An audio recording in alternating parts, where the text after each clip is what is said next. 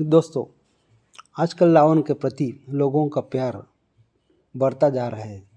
उसके प्रति सहानुभूति का जाती है और सफाई तो ऐसे देते हैं कि रावण जैसे कोई दैवी पुरुष हो।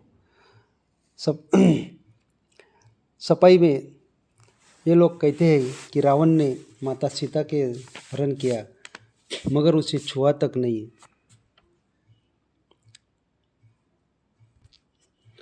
उसके साथ कोई अति प्रसंग नहीं किया।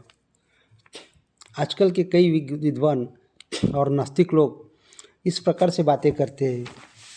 कभी कभी तो मुझे इन अल्पबुद्धि लोगों की बात सुनकर उनकी बुद्धि की दया आती है।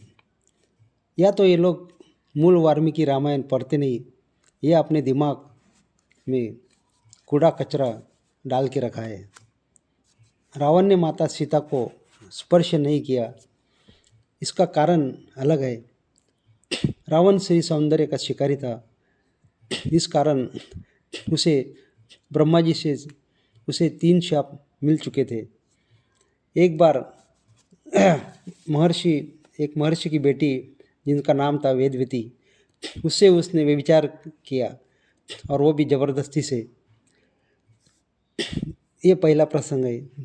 दूसरी बार जो कुबेर की बहू थी उसके साथ उसने अति प्रसंग करने की कोशिश की। और तीसरा एक प्रसंग है, एक बार एक अप्सरा ब्रह्मा जी को मिलने जा रही थी, तो रावण उसी रास्ते में से जा रहा था। रावण ने उससे व्यभिचार किया। जब ब्रह्मा जी को यह समझा कि रावण ने व्यभिचार किया है, तो उन्होंने उसे शाप दिया कि इसके बाद अगर किसी भी स्त्री को साथ तूने व्यभिचार किया तो तुम भस्म हो जाओगे। यह मूल वाल्मीकि में यही दिया है और यही लिखा है, मगर लोग ये पढ़ते नहीं।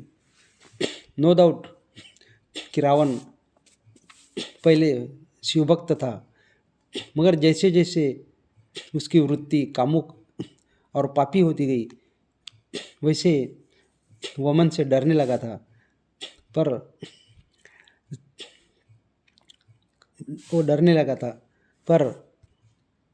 पर उसकी कामुक दृष्टि कम नहीं होती थी। तो इस ब्रह्मा जी से मिले हुए इस शाप से वो डर गया था और इसीलिए उसने देवी सीता को छूने की हिम्मत भी नहीं की। और वैसे भी माता सीता का अपना स्वयं का तेज भी था और खुद माता सीता का दिव्य तेज था। इसलिए रावण को सहानुभूति दिखाने की कोई ज़रूरत नहीं तो प्रभु रामचंद्र ने जो अवतार कार्य किया है, राम अवतार लेके उन्होंने जो कार्य किया है उसका महत्व हम नहीं समझेंगे और वो महत्व कम हो जाएगा। वेदों में तो स्पष्ट लिखा है कि पर स्त्री का हरण करने वाला और दूसरे का वित्त चुराने वाले को दंड मिलना ही चाहिए। श्री राम ने अपने जीवन में दैवी संस्कृति के लिए बेजोड़ काम किया है, उसका हमें स्मरण रहना चाहिए। दोस्तों, अगर वीडियो पसंद आया तो क्लिक कर देना।